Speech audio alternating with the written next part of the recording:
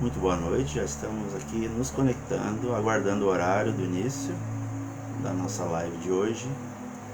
Então vamos aguardar esses momentos que faltam, fazendo a nossa prece interior, elevando o nosso pensamento. Vamos tentando nos harmonizar enquanto aguardamos o momento. E esperemos que todos estejamos harmonizados, a partir de agora, muito tranquilos. Boa noite a todos vocês.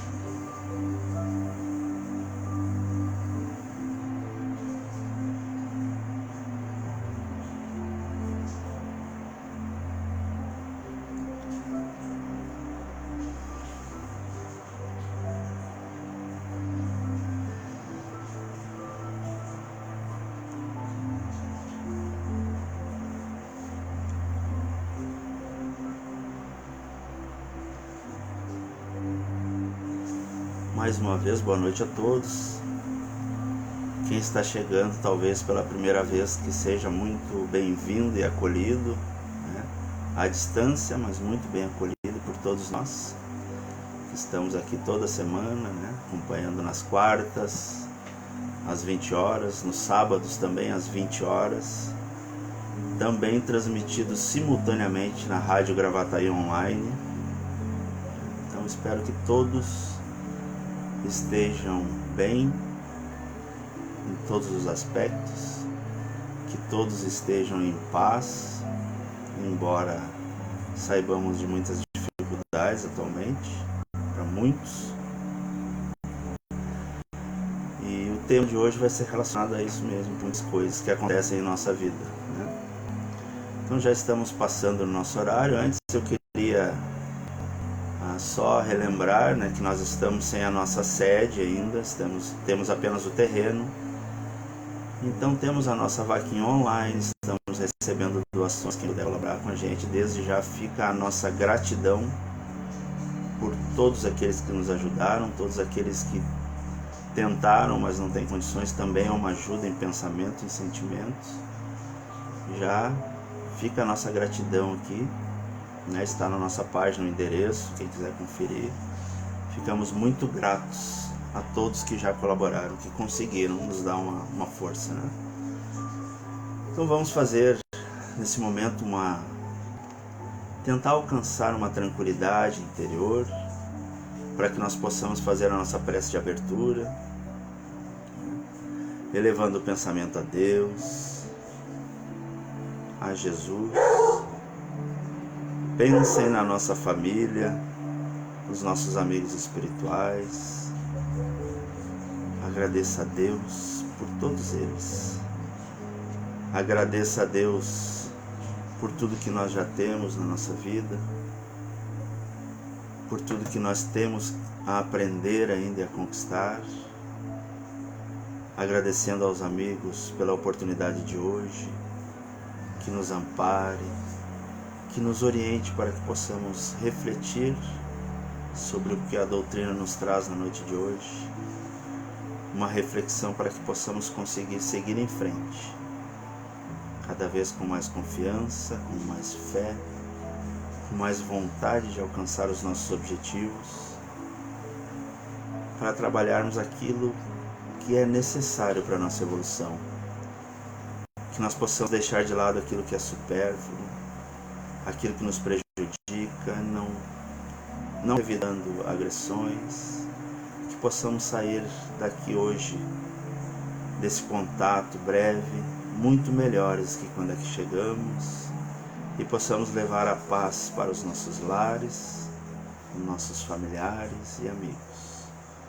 Muito obrigado, Senhor, que nós possamos ser melhores hoje, muito mais do que ontem, e que amanhã possamos ser melhores do que hoje. Que assim seja.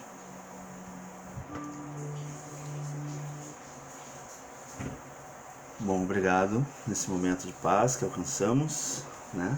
Vamos tentar agora refletir um pouco sobre a doutrina, e o nosso tema hoje, né, é lei de causa e efeito,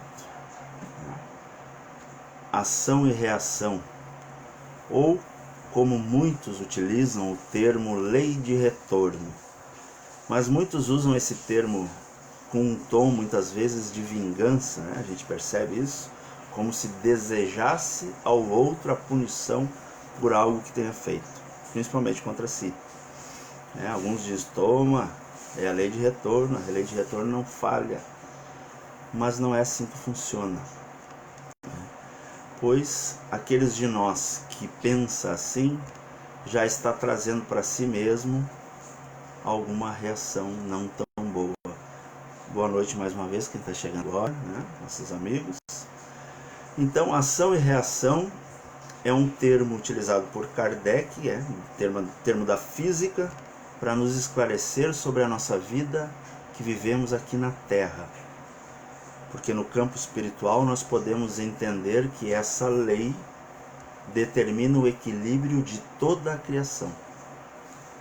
E no Evangelho segundo o Espiritismo, lá no capítulo 5, Bem-aventurados os aflitos, Kardec trata de uma forma exaustiva essa lei, principalmente para nos esclarecer sobre nossas aflições, sobre nossas dificuldades, né? Vou citar só os temas que tem lá nesse capítulo, né? Justiça das aflições, causas atuais das aflições, causas anteriores das aflições, esquecimento do passado, motivos de resignação, o suicídio e a loucura. Depois tem a instrução dos espíritos, que fala sobre o bem e o mal sofrer, o mal e o remédio, a felicidade não é desse mundo, perda de pessoas amadas, mortes prematuras, se fosse um homem de bem teria morrido, os tormentos voluntários, a desgraça real, a melancolia, provas voluntárias, o verdadeiro cilício. Deve-se pôr fim às provas do próximo? Será lícito abreviar a vida de um doente que sofra sem esperança de cura? Sacrifício da própria vida e proveito dos sofrimentos para outro. Esses são os temas tratados nesse capítulo do Evangelho, Bem-aventurados os aflitos. Isso porque as aflições nos levam a um sentimento de injustiça, e nós passamos muitas vezes a desacreditar da providência divina. Não acreditamos em Deus algumas vezes, colocamos em dúvida. Nós achamos que Deus está nos castigando devido à nossa dor, ao nosso sofrimento momentâneo, às nossas angústias que estamos vivendo. Mas acreditem, não há vítimas nesse processo, embora alguns acham que são vítimas e se comportam como vítimas ainda, alguns de nós. Nós não sofremos pelos erros dos outros. E quando a causa não está nessa existência, nesta agora, vai estar em outra. E o capítulo 5 do Evangelho é um dos maiores capítulos do Evangelho segundo o Espiritismo, né? E que nos traz o que a doutrina espírita nos oferece de uma forma muito forte, de uma forma muito contundente, que é a consolação. Isso porque hoje, nos dias atuais, nós já estamos iniciando em pequenos passos na luz, já individualmente. E também em alguns momentos coletivos. Mas no nosso entendimento, nós ainda temos um entendimento muito pequeno ainda. Mas é o nosso presente que vai preparar o nosso futuro. Nós também lembramos que no livro dos Espíritos nós temos algumas questões, vou citar algumas, questão 991, 992, questão 998 e 964, que nós vamos ler aqui, entre outras, para falar desse tema.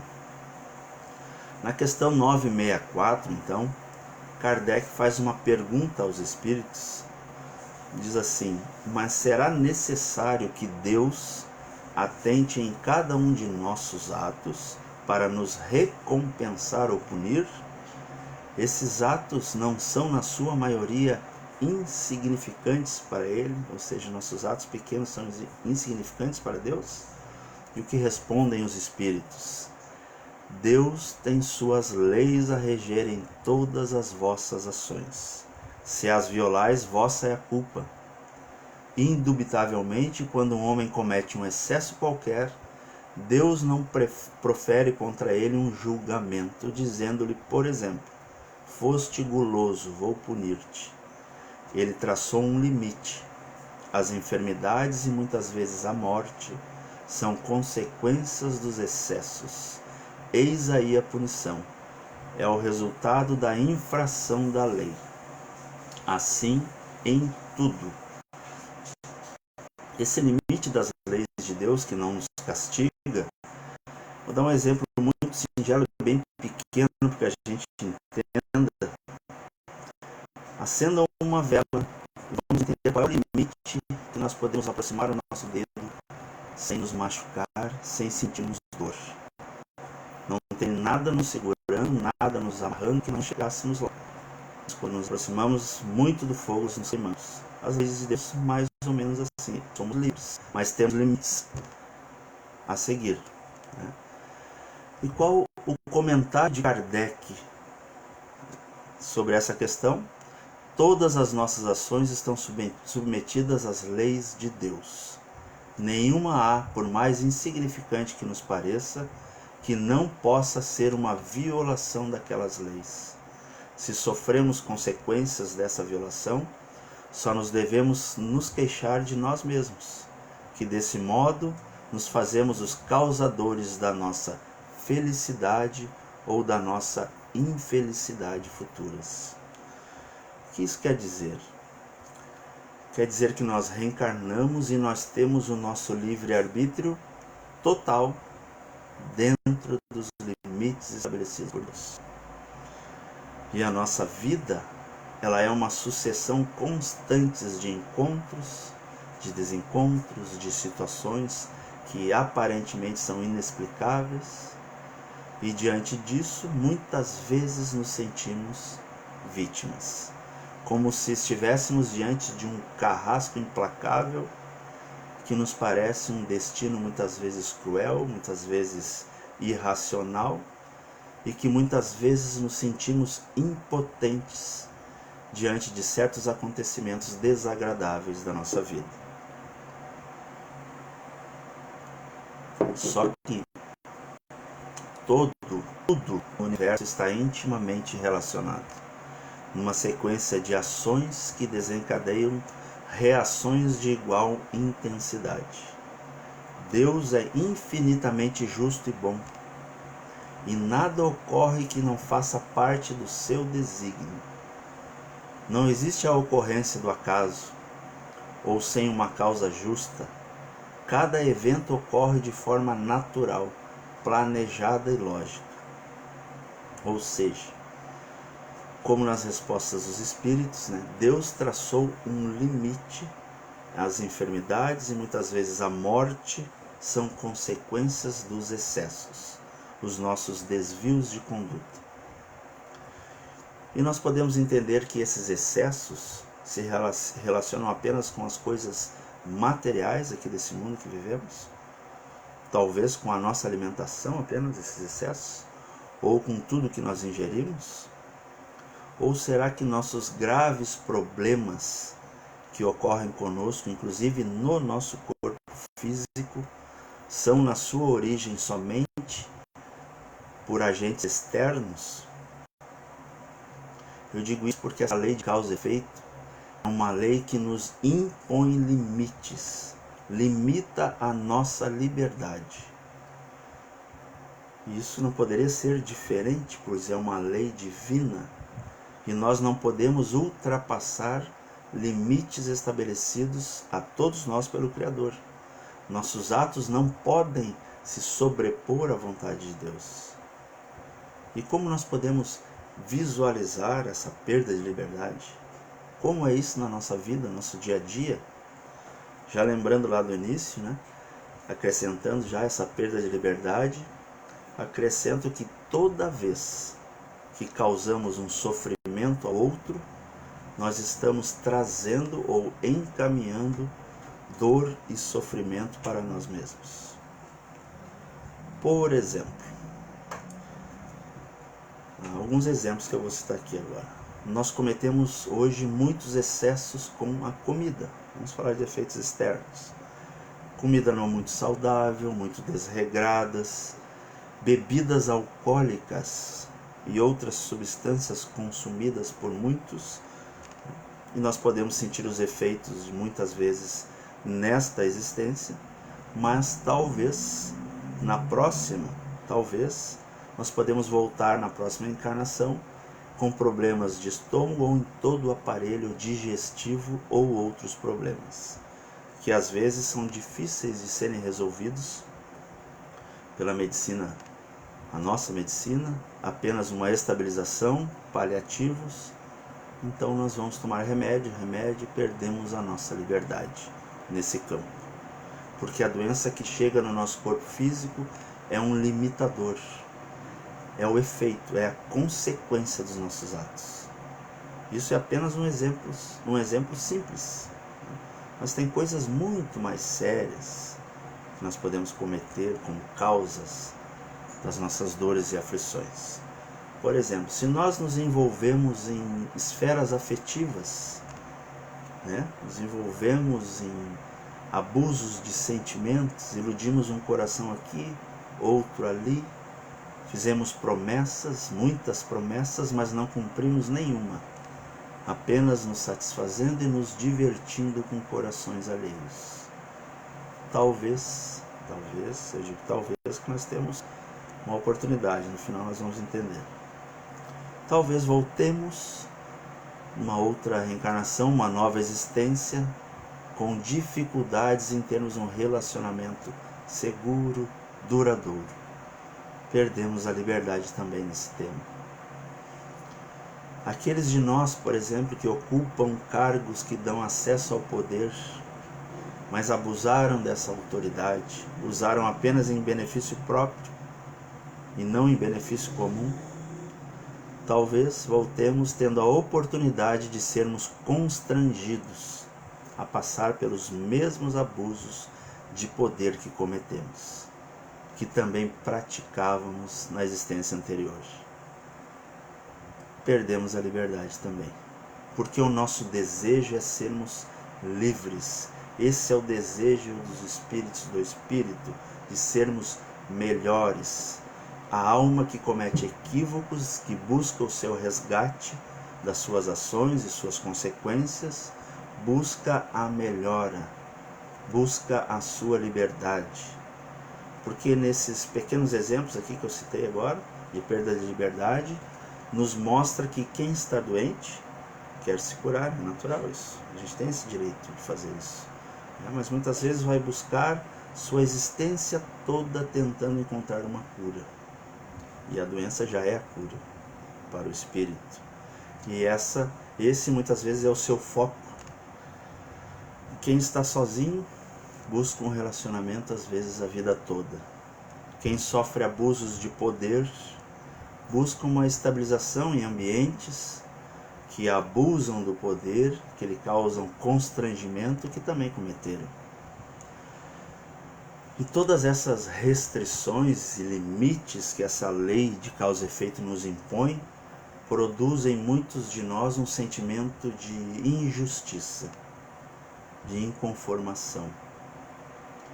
E muitos encarnados, com suas provas e suas expiações, acham que Deus está sendo injusto e passam a tentar viver a sua vida, sem uma referência, sem buscar Deus, sem buscar a espiritualidade, pois acham que Deus está os castigando e acabam desta forma criando mais dificuldade a si mesmo, pelo não entendimento.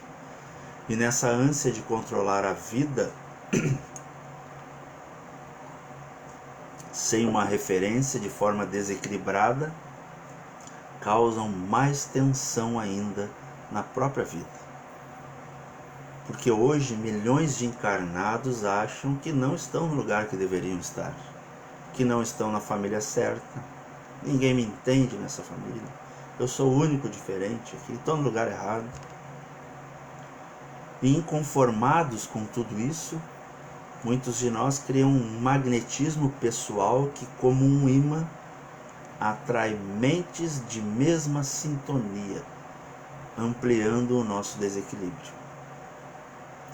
E essa vibração de forma desequilibrada afeta também o nosso corpo físico e o nosso sistema nervoso. E nos trazem efeitos, consequências, reações, retorno, como doenças gravíssimas, câncer e outras doenças, síndrome do pânico, depressão e outros processos. E quando chegam no nosso corpo, nós precisamos de remédios. E os médicos, saibam eles ou não, eles são recursos oferecidos pela misericórdia divina. Porque os medicamentos, a sua grande maioria, não atuam diretamente, vamos dizer assim, na causa da doença. Esses desvios morais que nós temos, é mais ou menos assim: quanto maior for, maior terá que ser o esforço para a nossa recuperação. É como se nós chegássemos numa estrada, tivesse dois caminhos, um é o certo e o outro não. Escolhemos o errado. Quanto mais nós insistirmos naquele caminho, quanto mais andamos por ali, mais nós teremos que andar para encontrar a rota certa e o caminho adequado. Mais ou menos assim, mais ou menos como diz aqui Carl Jung, aqueles que não aprendem nada sobre os fatos desagradáveis de suas vidas forçam a consciência cósmica que os reproduza tantas vezes quanto seja necessário para aprender o que ensina o drama do que aconteceu. O que negas, continua negando, te submete, vai repetir. O que aceitas te transforma. Aceitas aqui é aceitar e partir para a transformação. Ele conclui aqui. Então, nos dias de hoje, vamos começar a pensar um pouco nesses momentos de transição que passamos. Nós podemos ver que boa parte da humanidade está profundamente materialista, que valoriza muito mais tecnologias, aparelhos, bens, do que a própria vida. Viver, vida no sentido de viver, aprender. E esse comportamento que leva a se afastarem da espiritualidade, multiplicam-se as doenças pelo mundo e dificuldades de forma geral. Desta forma em que perdemos essa verdade, nós perdemos tempo evolutivo, produzindo enfermidades e dificuldades, aflições a nós mesmos, porque o tempo deveria ser usado para a educação do espírito. E nós ainda estamos produzindo efeitos que dificultam a nossa própria jornada. Pela nossa imprevidência, por exemplo, simples, com a nossa alimentação desregrada, pelo excesso de trabalho ou excesso de descanso, índices alarmantes de jovens que consomem álcool exageradamente cada vez mais cedo, falta do sono reparador do corpo, rancor, mágoa, ódio, intolerâncias, cuidar mais dos efeitos, como se diz no popular, da vida dos outros, do que dos nossos próprios efeitos, etc, etc. E os excessos nos desequilibram. Lá no oráculo de Delfos, na Grécia, sábios na antiguidade já escreveram muitas frases, escreveram nada em excesso, conhece-te a ti mesmo, entre outras frases. E como podemos definir essa doença, esse excesso, seja ele qual for, seja ela qual for a doença? Como uma balança, como um ponto de equilíbrio para todos nós. Toda vez que nós desviamos a nossa conduta, produzimos uma doença, a doença nos traz de volta um outro polo. A doença é como um contrapeso, vamos dizer assim, para que o espírito volte ao equilíbrio. Quantos de nós já não conhecem alguém que era muito rude, ou até arrogante, quando fica doente, recebe o auxílio, o amparo das pessoas, se transforma, fica doce, mais calmo, percebe que precisa dos outros.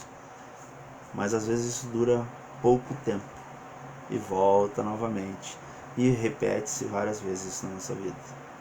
Isso tudo é um processo natural no atual estágio evolutivo que estamos, pois nós somos seres, podemos dizer assim, possuídos pelo corpo e pela vida física, e não alguém que possui alguma coisa. É como fizermos uma metáfora: o corpo que tem um espírito e não o espírito que tem um corpo. É o predomínio da matéria sobre o espírito, que ainda vai seguir no mundo da regeneração. Não vai mudar completamente, mas de uma forma mais branda. Ainda vai ser o domínio da matéria. Isso nos leva a pensar: o que fazer? Como me tratar? Como eu posso melhorar isso em mim? Como resolver esses efeitos, esses pensamentos e sentimentos ainda equivocados? Porque nós não fomos criados para ficarmos doentes, não fomos criados para o ódio, não fomos criados para a mágoa, ressentimento, não fomos criados para a vingança, para a violência. Não foi assim. Por isso nos sentimos mal, angustiados com isso, com tudo isso. Quando experimentamos esses sentimentos, nos sentimos mal por isso. Nós fomos criados por Deus, o amor e a inteligência supremos.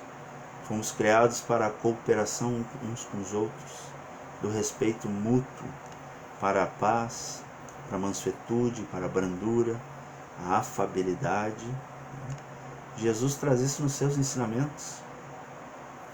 Porque qualquer conduta da nossa parte contrária a isso nos traz males físicos e espirituais. O que fazer então? Vamos entender agora. Vou contar dois casos aqui, um do irmão X e uma do espírito André Luiz, para entendermos que a lei de retorno não é assim como toma lá da cá.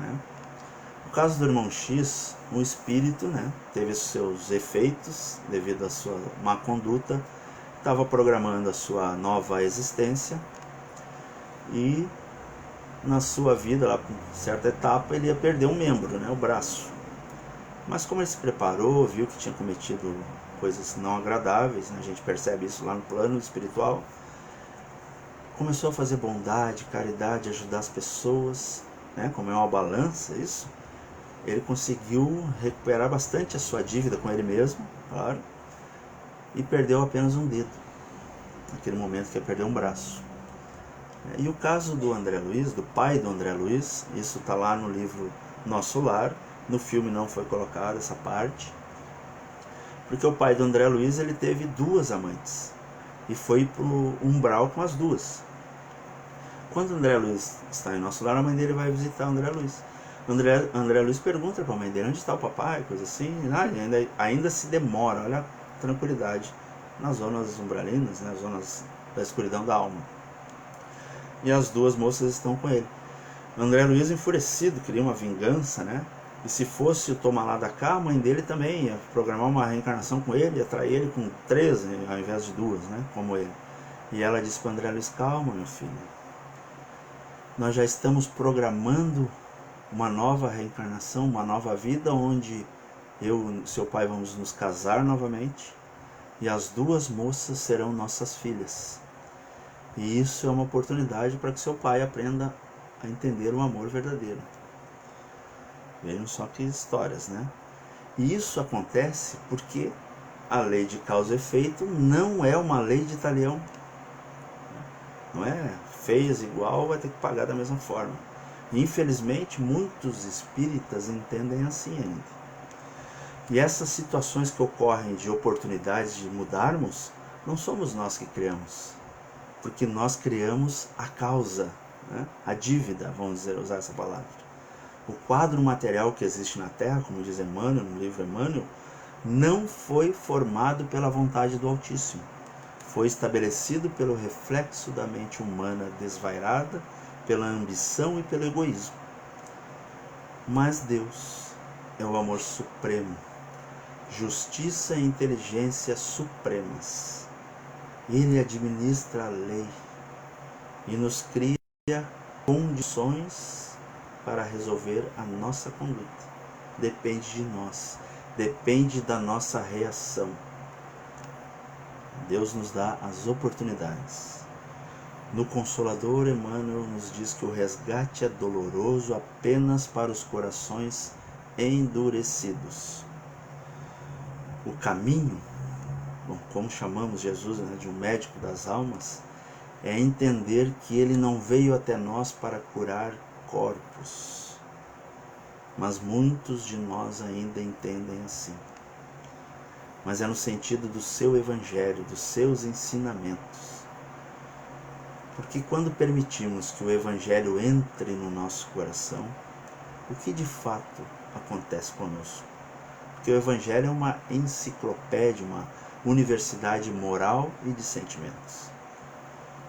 E esses ensinamentos, quando tocam o nosso coração profundamente, né, de uma forma simbólica, o nosso coração ajoelha em gratidão a Deus. A primeira luz do Evangelho é a gratidão a tudo que nós já temos, a tudo que nós já somos e a tudo que ainda nós podemos ser com as oportunidades que nos são dadas todos os dias. E quando nós alimentamos o coração com a gratidão e alimentamos sentimentos de resignação, nós partimos para a mudança de conduta, porque eu só consigo mudar a mim mesmo. O outro, somente pelo meu exemplo eu consigo mudar, porque ele vai mudar se ele quiser. Então alguns de nós, quando transformam essa luz em ações, produzem uma luz com a sua paciência, com a sua bondade, com a sua tolerância às diferenças, com a prática do amor, com a caridade, e tudo isso são contagiantes, que alteram o ambiente que nós vivemos, inclusive o ambiente do corpo físico, celular.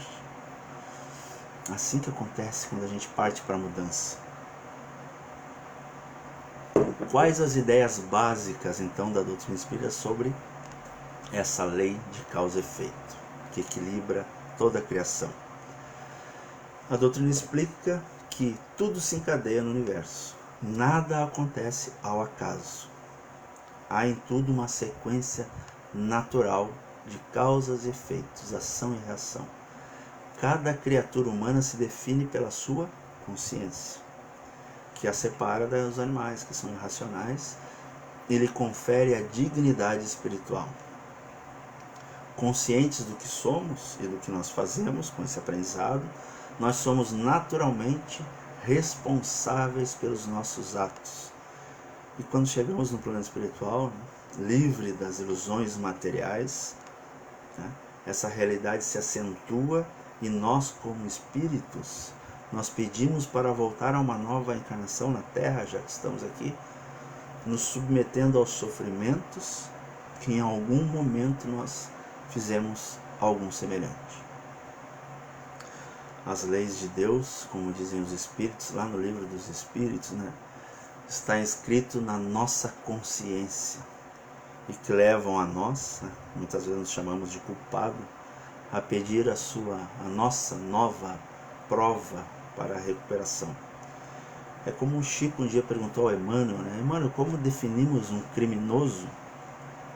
Aí Emmanuel disse, é qualquer um de nós que foi descoberto.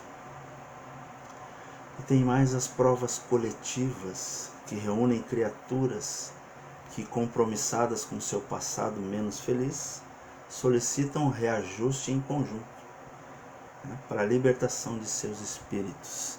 Sem aprofundar muito, vamos dar um exemplo de um incêndio, por exemplo, como a Boate Kiss, tantos espíritos lá, muitos já responderam que estão bem, né, coletivo, precisavam passar por aquele tipo de desencarnação, mas cada um tinha o seu caminho a seguir.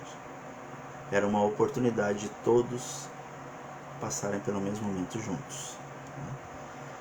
Lei de causa e efeito, então, por outro lado, ao invés de tomar lá da cá, né, olho por olho, dente por dente, dá para aqueles que se voltam para o bem, né, e o amor, o direito de colher esses frutos por essas ações como resultado dos seus esforços na seara do bem. Então compete-nos assim, em qualquer circunstância, eleger o melhor que o nosso discernimento determinar.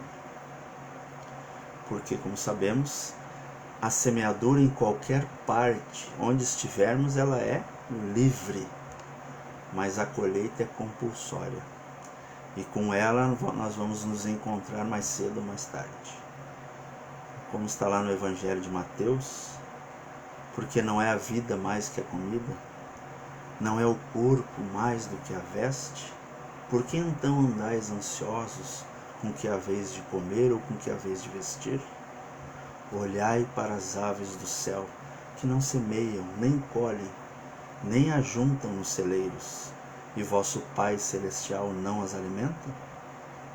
Olhai os lírios do campo, como são belos, e eu vos digo, nem mesmo Salomão, com toda a sua glória, se vestiu como um deles. E se vosso Pai Celestial veste a erva do campo, que hoje nasce e amanhã morre, não vestirá a vós?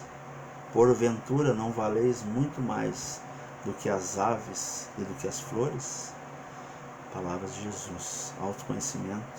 E isso nos diz também que existe um poder supremo que dirige as nossas vidas e que cuida de cada um de nós e nos dá todas as oportunidades, todas, para recomeçarmos. Eu trouxe aqui, antes de encerrar, a questão 919, uma questão que ficou muito clara para mim, como um exercício, né?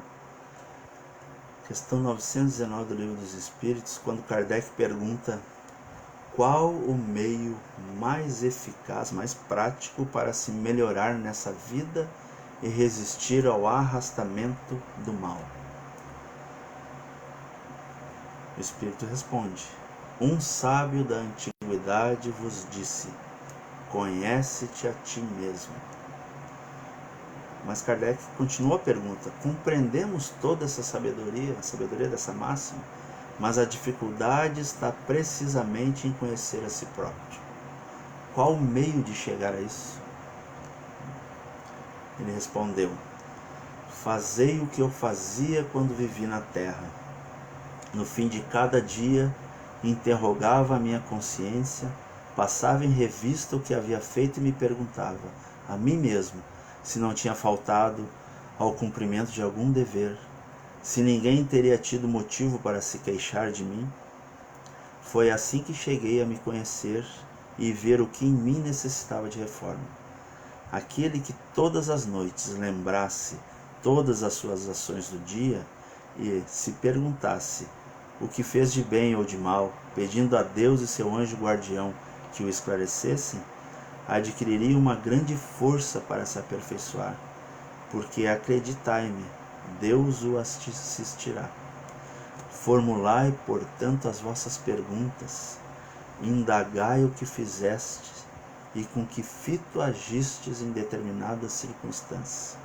Se fizestes alguma coisa que censuraríeis nos outros, se praticastes uma ação que não ousaríeis confessar, perguntai ainda isto: se aprovesse a Deus me chamar neste momento, ao entrar no mundo dos espíritos onde nada é oculto, teria eu de temer o olhar de alguém? Examinai o que pudesseis ter feito contra Deus, depois contra o próximo e por fim contra vós mesmos. As respostas serão motivo de repouso para a vossa consciência ou indicarão um mal que deve ser curado. O conhecimento de si mesmo é, portanto, a chave do melhoramento individual. Aurélio Agostinho de Hipona, Santo Agostinho, como já respondeu nosso amigo aí, né? Então vou encerrar com uma frase que está lá no livro Os Mensageiros do benfeitor Aniceto. Todo aquele que opere e coopere de espírito voltado para Deus poderá aguardar sempre o melhor. Não é promessa de amizade, é lei. Então, meus amigos, se quiserem ler essa questão, ela é muito longa, né? Eu trouxe só um trechinho aqui, 2 parágrafos, né? Leiam, façam esse exercício, é muito interessante. Muitas vezes nós termos um momento só nosso. Às vezes ali, quando a gente vai deitar, quase na hora de dormir, sozinhos, em silêncio, né? Como no volta a fita, como dizia antigamente, né? Volta a fita e desde a hora que acordou, o que a gente fez, o que poderíamos ter feito diferente, né? O que poderíamos não ter feito, né? O que fizemos, fazer diferente na próxima vez. Esse é um exercício muito bom para que a gente possa buscar o autoconhecimento, para que possamos buscar um novo direcionamento para a nossa vida, né? Então vamos fazer a nossa prece, né, de encerramento. Eu gostaria que nesse momento relaxasse o corpo aí que está em casa, suaves os pensamentos.